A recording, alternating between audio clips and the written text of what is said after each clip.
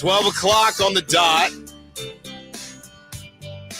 12 o'clock on the dot, joined by the Sactown Sports insiders, the Sactown Sports editors, giving you everything you need on SactownSports.com. If you don't check out that site every day, you probably should do so. We always have a bunch going on. Be sure to follow us on social media, Instagram, X. You'll see the good work from all three of these fine fellows. I am working to get our TikTok up because Alan Stiles on Sactown's TikTok is exactly what the people need. Your own TikTok is popping. Oh, you know that. It all started with that one cat video with my cat. I do not remember. Oh, you got to scroll. Okay. I got to clean it up. I got to clean the page up. I'll find it. You got to scroll and keep going. And hopefully, guys, the winning keeps going for the Sacramento Kings. Yesterday we talked about how we should react to assuming the Kings take care of business, and now are they 5-2 in the Zach LaVine era? But it's a very weird record simply because they haven't really played an NBA team the whole time. And the one that they played in the Golden State Warriors, they lost to. They also lost to the Pelicans. But now it gets real. It gets real for the Kings as they have a Texas showdown with the Rockets. They get that extra day off. I saw G-Man mention that they got in super late, but luckily they don't play tomorrow. They don't even play tomorrow. They play on Saturday. What are the early returns and takeaways? You can talk specific to last night's game, and we have some specifically with Domantas Sabonis versus just what to make of this team so far. First of all, happy to be back. Yes. Great to see you. Yeah, happy to have you. Sorry, first time back? First time back. Yeah, Oh, really? I didn't realize. Not that Alan gives a damn, but No, not really, but Kyle was nice to play the sounder. the sound, your intro, the number on the way in. That was really just kind of. I feel welcome back. Mm-hmm. No, really, like it's been kind of interesting watching from afar and then kind of seeing things back up close and personal, how this team looks and kind of the identity and what's different and what's not. What's not different is the defense. And I think that the last few games, the numbers look good, but again, the opponents were, the Charlotte Hornets and the Utah Jazz. And, we joked all up until I left, Brenden, I think about how a blank percent of the Kings wins were against Utah. Well, the Utah's not going to be able to save them anymore. They went 4-0 against Utah. No more Jazz games to look forward to. Kings have the second hardest remaining set of the schedule of the NBA down the line. But I do think having the ability, Zach LaVine's ability to be kind of that microwave scorer, kind of like we saw De'Aaron Fox be able to kind of demand the attention of the opposing defenses. He does it differently. I think also kind of point to what Brenden tweeted last night. Every time he lets a three go, it seems like it's going to be nothing but net. His shot is pure. It looks great. I mean, it took a while to kind of get it going. I pulled up the numbers. They need to be updated now, but I think after shooting around like 17-18% his first 4 games here, the 4 games after that, he was around 47%. That's not updated with last night's numbers yet, but I know last night he was around 22 points as well. So kind of it's a different look as far as the offense goes, and they're still kind of trying to find out how that's going to work. And it's kind of scary looking at the schedule coming up, how they're going to do that with the teams they have to go up against. A lot of good defensive teams in that upcoming schedule, but they definitely have talent. It's just, is it the right collection of talent? Is it the right talent to kind of get you past that 9-10 range? Because if they finish 10th, I think that no team has made the playoffs as a 10 seed yet. No, they haven't. I think so 0-8. You got to get out of a 10 at the very least. But the jury's still out. There's 24 games left.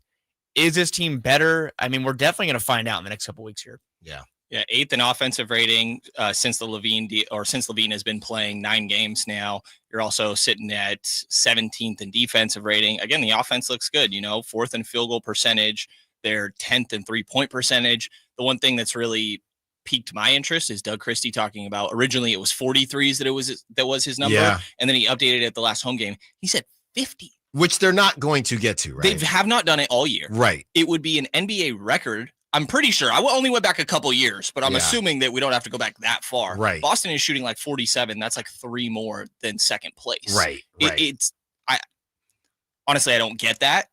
But I get the point of like, I want this team to shoot more threes. Obviously, LaVine for Fox, there's a lot more 3-point shooting there and efficiency. But I think that you're seeing some stuff of not having the traditional playmaker, a typical point guard. Last night, it felt like they were trying to get Malik Monk next to other point guards. And the issue is like, that only means Markelle Fultz, I guess. Like they Mhm. did it with Keon Ellis. Keon Ellis can't really bring the ball up the floor if he gets pressured, in my mind. Not that, can't might be a little harsh, but I think that sometimes there's hiccups there in that aspect. So Yeah. I think Frankie put it well. I still worry very much about this team's defense and don't want to put too much stock into. Chris had a great meme the other day. I won't overreact to beating the Hornets and the Jazz. Yes.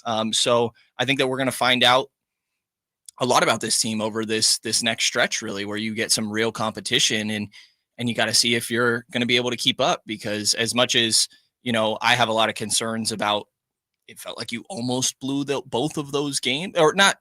They comfortably won in the end, but there were stretches where I was like, this is getting a little questionable. Okay. That kind of leads me to, I guess, look, and I'm going to be completely honest with you. I was looking at it from a prop. My friend was looking at it from a prop talk standpoint. Yeah. And you would never. That timeout with about 2-ish minutes left, my friend had Sabonis's under for the fourth quarter. Great. And I thought my friend was in a great spot. And when friend sounds like they need to call the number. And when they came back from the timeout and the starters were in, I thought that was kind of weird, right? Even objectively speaking. Did you guys think anything of it, or was it just, hey, let's continue to get our work in? Or was it, hey, the Jazz and Jordan Clarkson might actually find a shot? Was that much ado about nothing? I kind of brought it back to, well, they don't even play on Friday. They don't play again until Saturday, but it was kind of interesting. Like, did you not trust your team, or were you getting some work in? It's probably all the above, right? Like, yeah. I mean, it's probably a lot to do with they need as much practice time as possible, and on the floor practice time is the best kind you can get. I mean, I think Zach even talked about the other day at home that he's Doug actually talked about how all the guys independently obviously are different learners. Some guys can watch tape, some guys can just be told, some guys can watch film, some guys have to be out there and actually go through it. Zach talked about how he's one of those people who actually has to kind of be in full speed play to kind of get up to rhythm and get up to speed. And I think that it is a good portion of that, but it's also definitely what you just said too, where it's probably that they don't 100% trust that any lead is safe. And especially with a group of guys who don't really know how to play with each other. The other team is still trying to play. They're still trying to win. Going into yesterday's game, I was just thinking, remember when the Kings were in those kind of situations, and you as the team that has 14 wins on the season, you yourself look at the schedule and say, oh, that's an opportunity. Like, that's an open game for us to get. And I think that if you're the Utah Jazz, you probably look at last night as an opportunity and a kind of game where you could go and steal. And so I just kind of took it as, they don't feel like any lead is safe at any time until there's like a minute left. Even the other day at home in the Hornets game, like we kind of like they didn't pull the starters until 7 minutes to go in the fourth quarter. Like, it was pretty late in that game too. So I think it's just kind of a combination of not fully trusting and, they got to get as much practice time as they can, because they're not going to practice much, if at all, the remainder of this season. Yeah. My friend is done. My friend is taking. Your friend a break. sounds like I do not believe my friend is struggling right now. Your friend sounds like they have a serious problem. My friend is really struggling. Your friend here. needs to call the number tomorrow.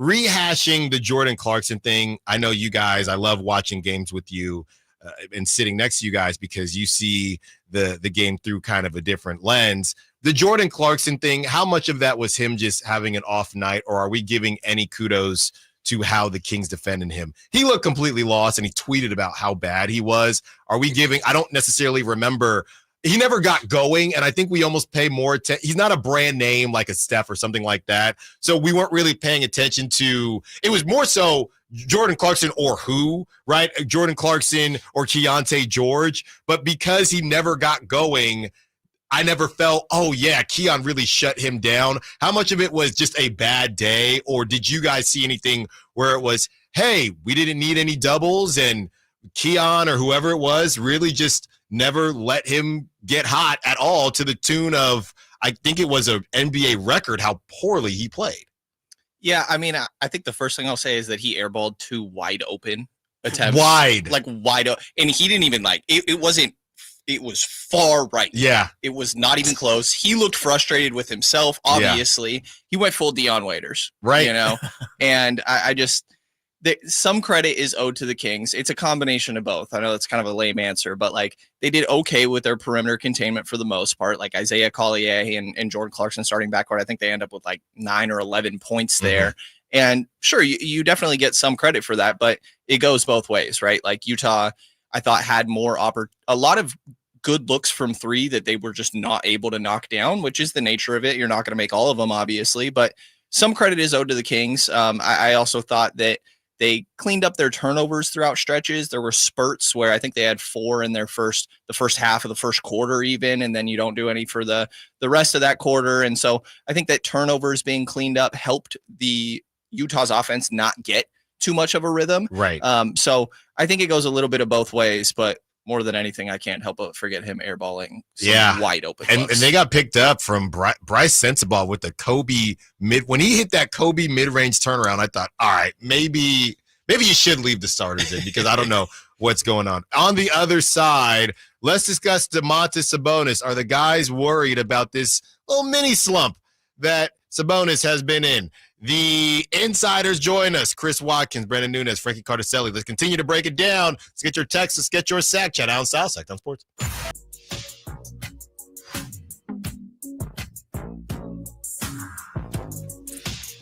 Chris Watkins, Frankie, Cartoscelli, and Brenden Nunes. Can I be honest with you? I've really struggled with this for a while because of Frankie Nunes. So very often where I want to say Frankie Nunes because of Frankie Nunes. You're saying like combining our names? Yes, because of the child actor. Yeah. Who is now a race car driver. He's put some respect on I him. did not know that. He's in the NASCAR truck series, I think. Probably a big Kid Rock guy. I really hope Possibly. not. Possibly. If he shares the name, that's got to be against the rules. All right. Joining us, I just had to because I almost did it. Is why I said it. Listen to Kid Rock. No. Speaking of things that have been off, Domantas Sabonis has been in a bit of a mini slump, guys.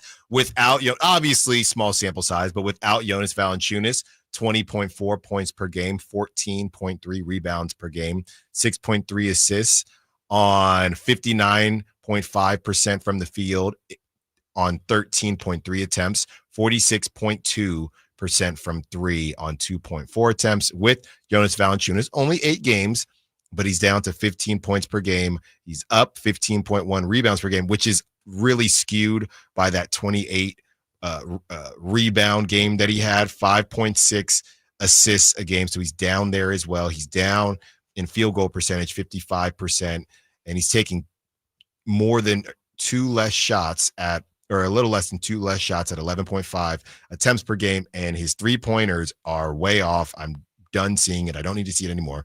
22% from 3 on 2.3 attempts. This is what a Domantas Sabonis slump looks like. He's still extremely more, I was going to say serviceable, more than serviceable, but is it me or is it a slump to you, or is it a bad couple games? It doesn't look the same, guys. He doesn't look the same. Yeah, I mean, I think it's an adjustment period for everyone, essentially. Like, I don't think it's a coincidence that you're seeing Domas, Malik, and De'Aaron, even in his own situation, all struggling. They're all adjusting. All the to old guys. Different, yes. Sure. Yes. They're all adjusting to new scenarios. And like, I'm going to preface this with a pause even beforehand, but Domas talked about getting used to playing with Levine. Okay. And the quote that he said at practice the other day was, he likes the ball passed to him so he can hold the ball and create. What I do with other guys, he prefers it in a different way. Yes. So that's good to know. Yes, I did see that. I don't know what to make of he likes to hold the ball and create necessarily, but that means, I mean, we're talking less dribble handoffs. It's not a 1 or 2 dribbles thing. I don't know if you guys saw, people were complimenting Kyrie the other day for almost all of his shots being on less than three or less dribbles. Yeah. And that's not quite Levine. And so that takes away from Domas's game a little bit. Which is funny because when I think about Levine, I don't think about him as, when I think about the dribbling the air, he doesn't dribble the air out of the ball. He's not James Harden either. He's somewhere in the middle. Yeah, it's just not like catching off a dribble handoff and then going straight into my shot. Right. Right. So yeah, I'm watching him, guys, and he fouled out. He's got the most fouls or something like that in the league. He fouled out at least one of the games.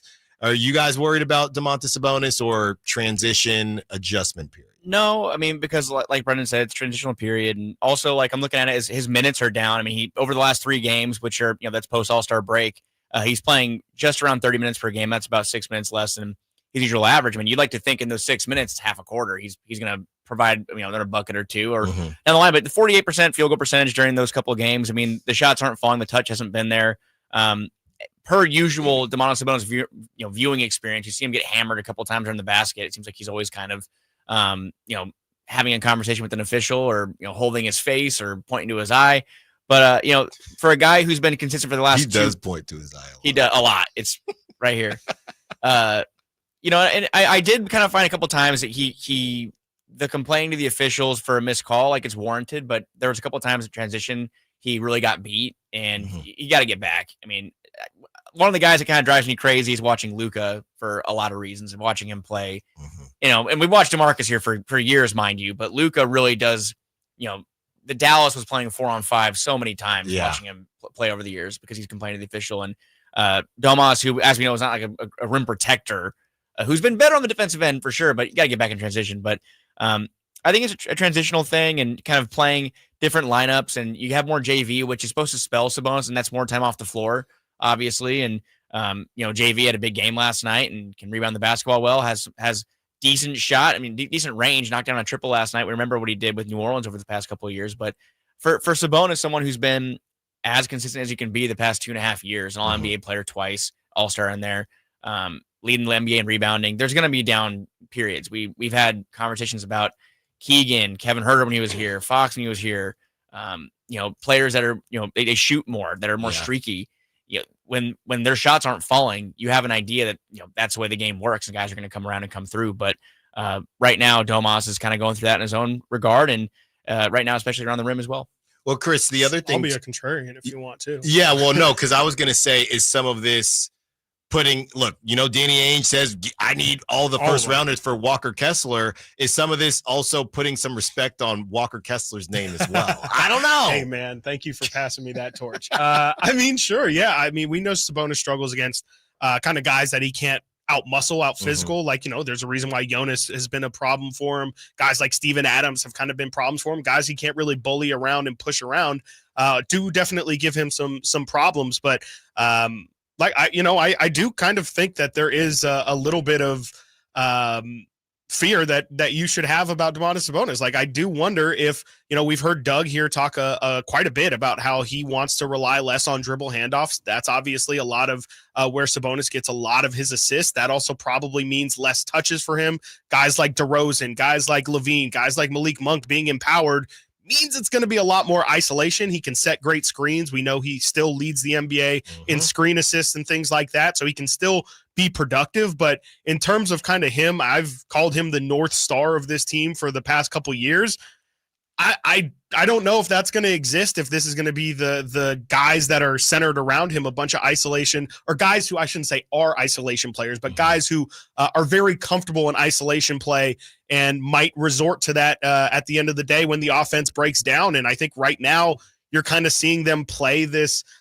I don't think it's as vibey of an offense as what maybe people might sell it as, but it's definitely not as structured as what we've seen here in Sacramento these past couple of years. I don't know. I just think that, in a new system with Sabonis not necessarily being the ultimate offensive focal piece, and we know we'll just call it defensive deficiencies. Like, I do think that there's a big possibility that if he's not going to be as important on offense, you kind of start to see and recognize other things that he might be lacking. And I don't know, it might lead to I don't know. I just feel like in general, a lot of this team is a bunch of pieces that don't really fit together well. And I think it kind of exposes everybody's warts, not just Sabonis, but, I definitely think that, we're seeing some warts in Malik Monk's playmaking, and DeMar DeRozan defensively kind of all season has been a nightmare. But I just kind of feel like all these guys are going to get exposed a little bit because they're all being asked to do a little bit more. And I don't know. I mean, we'll see how much the guys that they brought in kind of help alleviate it. But, to me, it feels like we're kind of stretching all of our guys a little bit thin up top. Just to combine the two, because I agree, the whole learning process, the end of the learning process could be coming to the conclusion of, hey, maybe this isn't a great fit. Yeah. Not that I'm necessarily betting on that, but I think that is a very strong possibility. And I don't blame you at all. I think Anthony Slater was on one of the shows the other day and was talking about LaVine. Yeah. Talking about LaVine and how like you need him to be aggressive, because if he's not leaning into his strengths, then the weaknesses start to feel even worse. And I think that goes into Chris's point here with Domas, like that DHO game, that is Domas, you know, and obviously the rebounding, there's other ways to play make, backdoor cuts and all this stuff. But at what point is it like, all right, we're not even just utilizing this guy? It's like Kevin Herter almost, right? Optimizing. It's like if Kevin Herter's not hitting shots, like it's great that he can pass. It's great that he's trying his behind off on defense, but like I need Kevin Herter to make shots. And if he's not making shots, then he's not being Kevin Herter. Right. And another part of this is, look, when Domantas Sabonis was doing his thing, the Beam Team season, they were the 3rd seed, but of all, and we've talked about this, of all the triple doubles and double, he did all this with the Kings missing the playoffs. So is there a world where less Domantas Sabonis is better for the team, right? But what does that look like? Not when you're paying him that much. Well, probably not, but how does that look? Less means going in a different direction. There's no less with him on your roster, right? Well, I mean, well, I think there is. I mean, how so? Literally what we're saying. You bring in Jonas Valanciunas, okay? He's obviously not playing as much, but he comes in. It more so goes to what Chris is saying. Well, then you're paying him too much for what he's doing, right? But the team could make more sense. The other pieces could make more sense with Domantas Sabonis in a lesser role, but then it becomes okay. Well, you're not paying him for that lesser role. Yeah. I don't know. Look, we're gonna get to the future. And I mean, I think we're getting to a point where, like in the offseason, it's gonna have to be all right. Who are we building around? Yeah. Look, let's not jump the gun a little bit. On the other side, let's jump into Texas and what the Kings are going to do out there with the Texas Showdown. What do the guys think will happen on this little 3-game road trip? Will anyone say that the Kings go undefeated? Who's got the cojones? I don't think it's me. Alan Stiles, Sactown Sports. Joined by Chris Watkins, Frankie Cartoscelli, and Brenden Nunes. They're going to be with us for 30 more minutes. And, I got to say, some of the conversations, and I keep on plugging this interview because I think it was a really good one with Sean Cunningham, really leading in guys to some of the things I talked about in the 11 o'clock hour about, hey, there's a world where this thing works. But it's funny because I feel like we all agree that it's probably not going to be this specifically, but if you move one thing here and you move one thing there, I could see the vision. Is it going to work out? I don't know, but I could see the vision. But everyone basically agrees that this specific setup right now maybe isn't it, which remains to be seen. With that being said, you got a little Texas road trip, and then you head over to the Mile High City to take on the Denver Nuggets.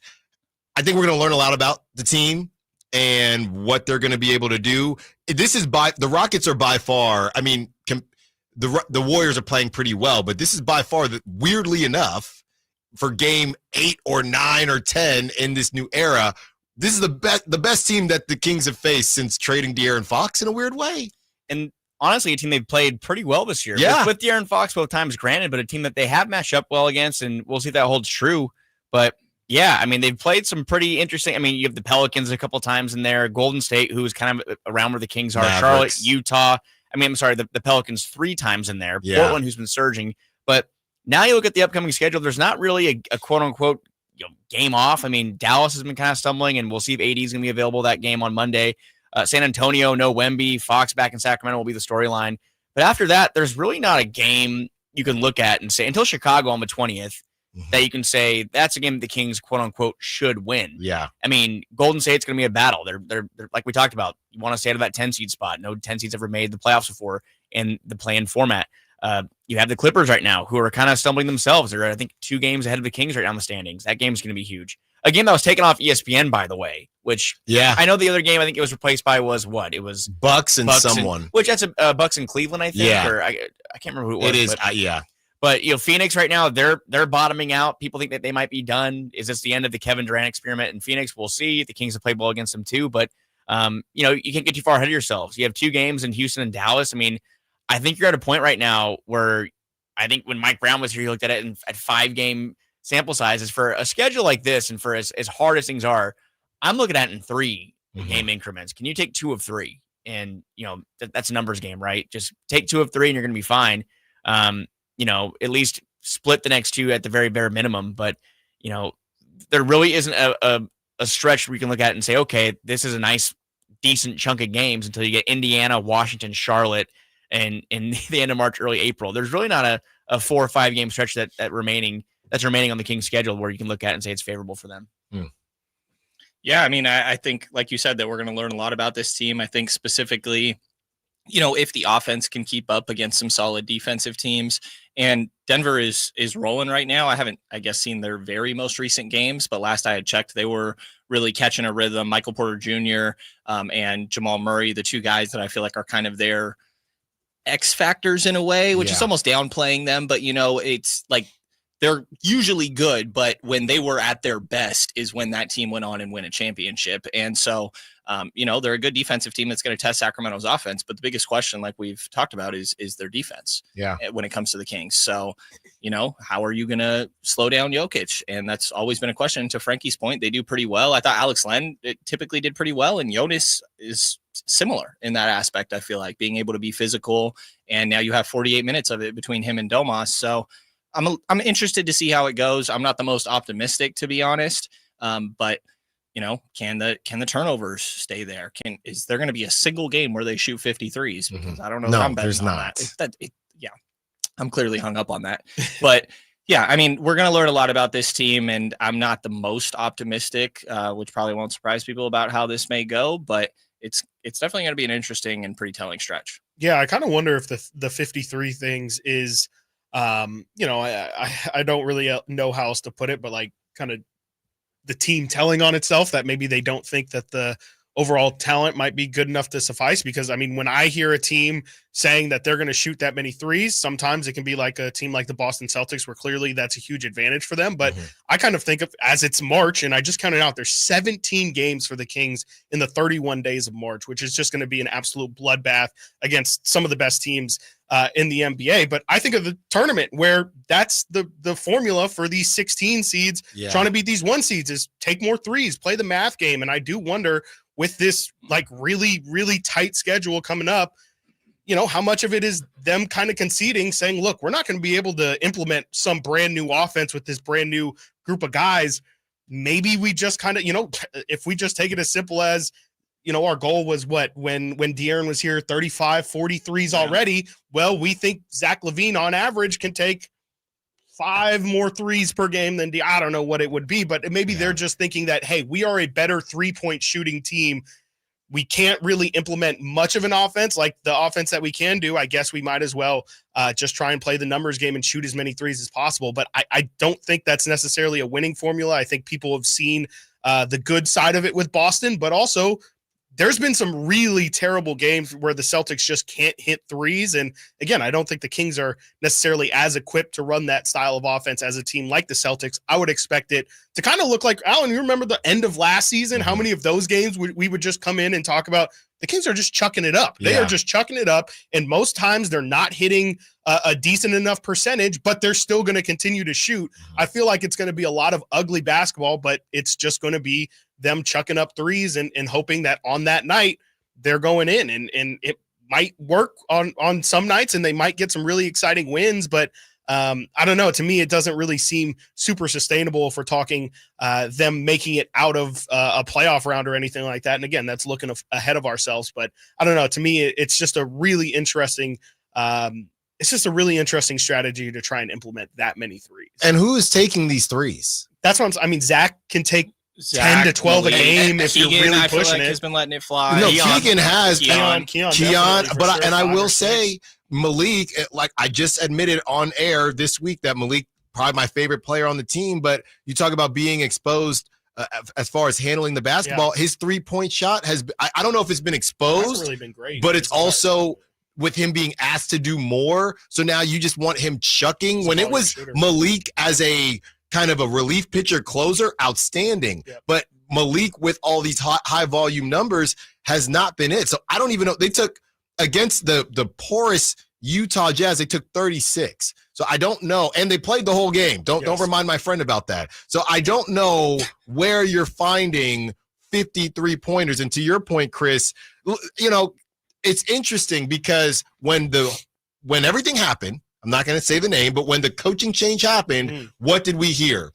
I thought it sounded like they were doing algebra and chemistry in the former regime, because it was very simple, read and react, da-da-da-da-da. Now, obviously, you've made some changes here, but when you don't have a structure, to your point, Chris, I do wonder, you've swung so far to just, we're out here just hooping. And now you don't have time to swing it back into, and they're adding more DHOs, and Doug Christie said, kind of not as a shot, but we're not just going to do DHOs to do DHOs. We're not, because when he first took the job, we're not just going to do actions to run actions, which I agree with, but y'all ain't really been doing anything. And you add in Zach LaVine, there's nothing to lean back on. And I do wonder, and I hope that it is Doug at the end of the season, but I do wonder if it's catching up with them, as they don't really have something to rest their hat on besides ring around the rosy with Domantas Sabonis. Before we get to a break, guys, give me they're already 1-0, so give me your records on this 4-game stretch. Lay out the rest of the games for me, if you don't mind. So Houston, Dallas, Denver. Right, on the road, Houston, Dallas, Denver. No back-to-backs, I don't believe. No. Saturday, Monday, not. Wednesday. So are we including the Utah game in That's right. Okay. Yeah. That is correct. I'll be the pessimist. I'll say 1-3. Really? I told Kyle yesterday I was afraid of it, but I can't do it. I'm not going to do it. 2-2 is as high as I would go, to be honest. I mean, it doesn't seem like AD is going to be. They said on the 20th, 2 weeks to be reevaluated. I think the AD is going to be out on Monday. And it's the Kessler Edwards revenge game, though. You see Nick Stiles just going at Kessler Edwards? Dude, that was crazy. That was crazy. Like, I don't know how he can stand on anything saying that about a professional NBA player. That's ridiculous. But I'm going to go 2-2. Okay. I think probably 1-3. 2-2 is a possibility. I was just looking at that Dallas game just to see kind of, where the Kings were at in terms of, the trades and everything. And they had the group that they have right now. And it took double overtime and 42 points for DeMar from DeMar for them to get that win. I'm not saying it can't be done, but it just kind of feels like to me that this is a 1-3 trip, and they got their one win. And if they can get if they finish the trip 2-2, I really do think that they should feel good about it. And just again, try and stack as many wins as possible, because there's just nothing easy the rest of the way. And I think Dave tweeted it this morning, and I do agree. Like, I think the Kings are probably going to be favored in maybe 4 games the rest of this season. Like, they just have an absolute bloodbath, and then just sprinkled in a game against Chicago, sprinkle in a game against Portland, one at Washington, one at Charlotte.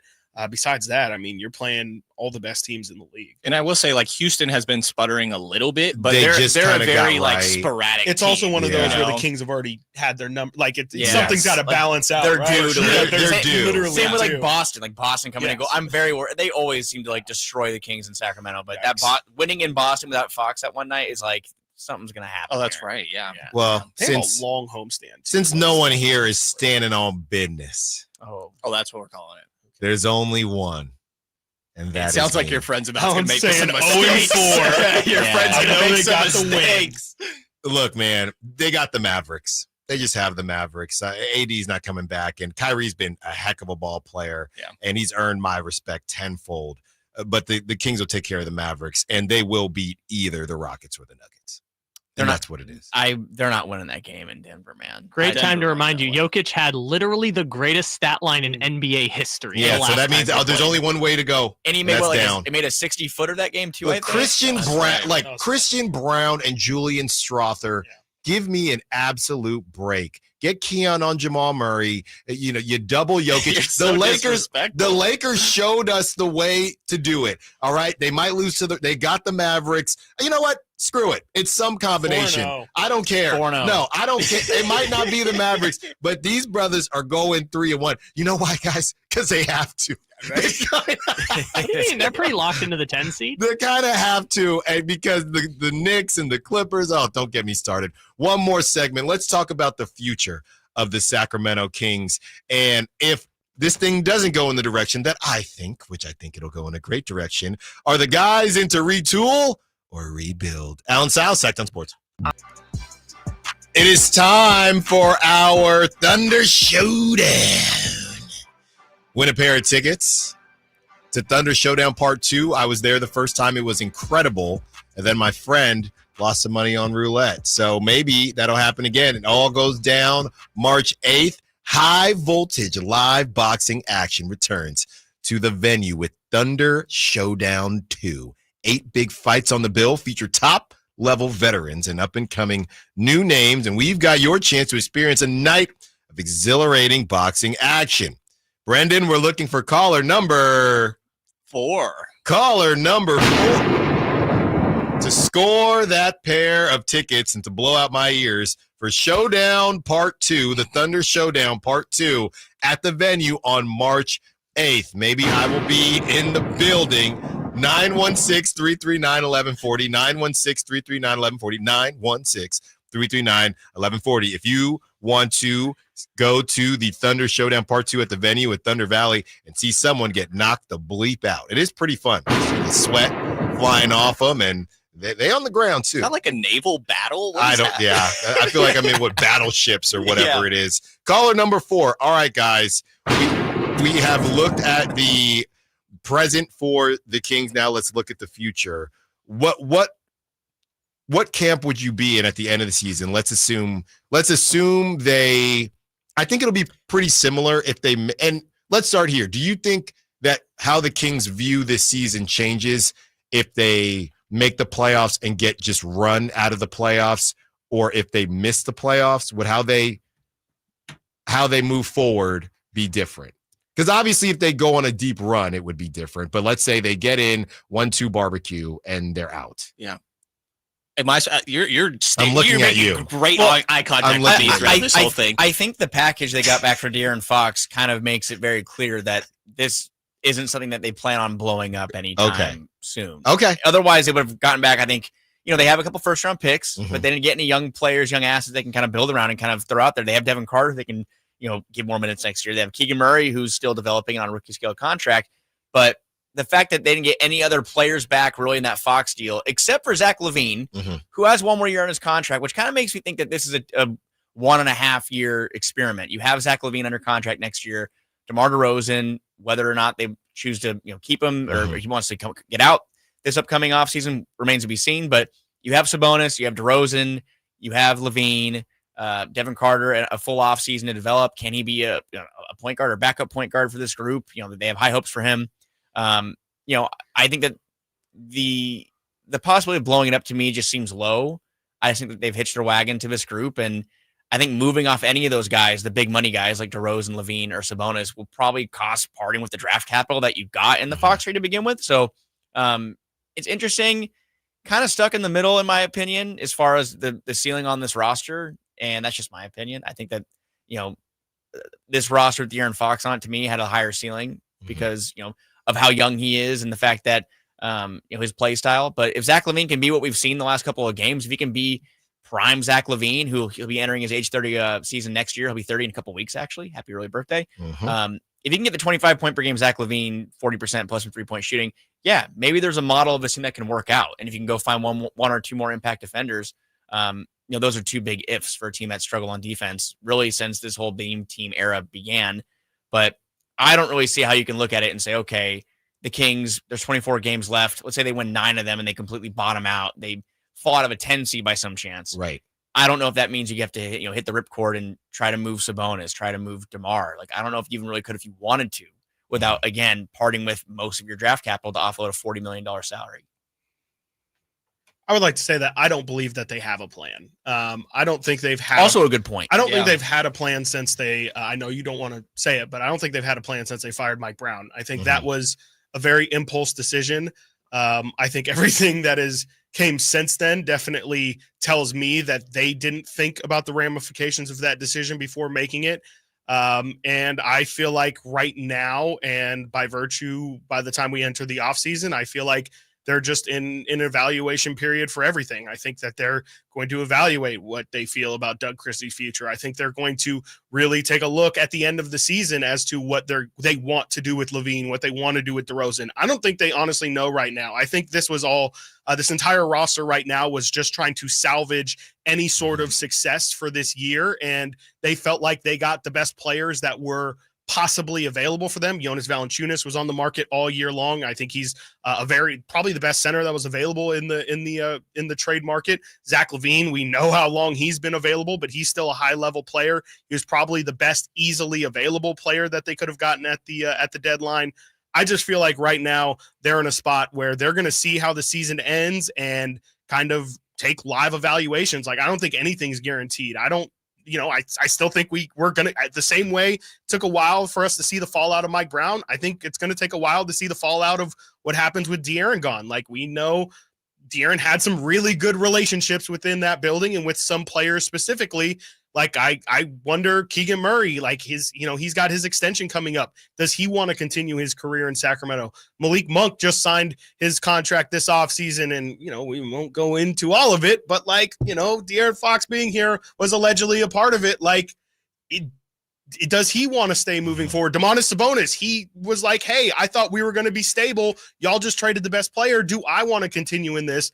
I feel like from both parties, the players and the front office, everybody's got to evaluate whether they want to continue in this situation. Yeah, I think that's well put. You don't know what decisions the higher ups are going to make when it comes to who's going to stick around in this front office. I didn't even consider the front office sticking around either. Yeah, I mean, I think it's a complicated sort of formula. And to your point with the Mike Brown thing, I think that that and the De'Aaron thing go hand in hand, obviously, right? Whatever plan you had coming into the year, which already is questionable because clearly you were unsure about keeping Mike Brown in the first place, right, with how those negotiations went. And then you hesitantly commit to that and then decide to make the decision to move on from him. And you should know, based on what De'Aaron had told you, that was going to lead to the next thing. But when you have to trade your leading scorer midseason, your plan goes out the window, right, unfortunately. And so now you have to figure out the new thing. But in that moment, it felt like, okay, we just have to optimize this situation. And not that they weren't thinking into the future, but you're limited in a way because it's like, it almost felt like we have to do it now. Mm-hmm. Because the reality, they didn't have to do it right now. Right. As much as everybody wants to say like, oh, De'Aaron controlled the market and everything, that's very true. Don't get me wrong. But also, they didn't have to do it right now. Yeah. And sure, you can say, how would De'Aaron have played throughout the rest of the year and blah, blah, blah. But this is the direction that they chose to go in. And you signed up for a very tumultuous next part of this year. And like we were talking about earlier, you don't want to know what this fit is going to look like. And all the potential turnover that Chris just laid out that could happen this offseason makes it even more complicated to try to figure out. Yeah. And just to the note, not to belabor the point, but just to the note that you said about how De'Aaron could have played. Well, it's just because he was interested in one team. If he went out there and dogged it, who's to say the Spurs would say we want that, right? So I do think there would have been a level of, if I want to get what I want, I have to play pretty darn well. Or there is a Trae Young out there that putting up crazy numbers that the Spurs could say, we want to go with this dude. What is Fox doing out here? So Dame only wanted to go to one team and he did not go there. Right. So we'll never know. But the idea of retooling or rebuilding is kind of interesting. As we had Chris Biederman on the show last week, and he said there is definitely a chance that this thing gets blown up. Then talking to Sean Cunningham yesterday, it was more in line with what you guys are saying, but there is a chance that this thing does survive. I think ultimately the larger point is hey, I'm watching Bachelor right now. Hey, can we get there? Right? Can we get where we think we could get and make this thing worthwhile? And because of that, nobody knows what the future holds quite yet. And that's kind of what Sean was saying. Great stuff, guys. As always, be sure to follow all three of them, Brenden, Nunes, Chris Watkins, Frankie Cartoscelli, on social media. Check out all their work on SactownSports.com. And we will talk to them again next week. On the other side, let's do some pocket watching. Who is playing tonight and where the Kings could end up based on some wins and losses. Alan Stiles, Sactown Sports. This Saturday.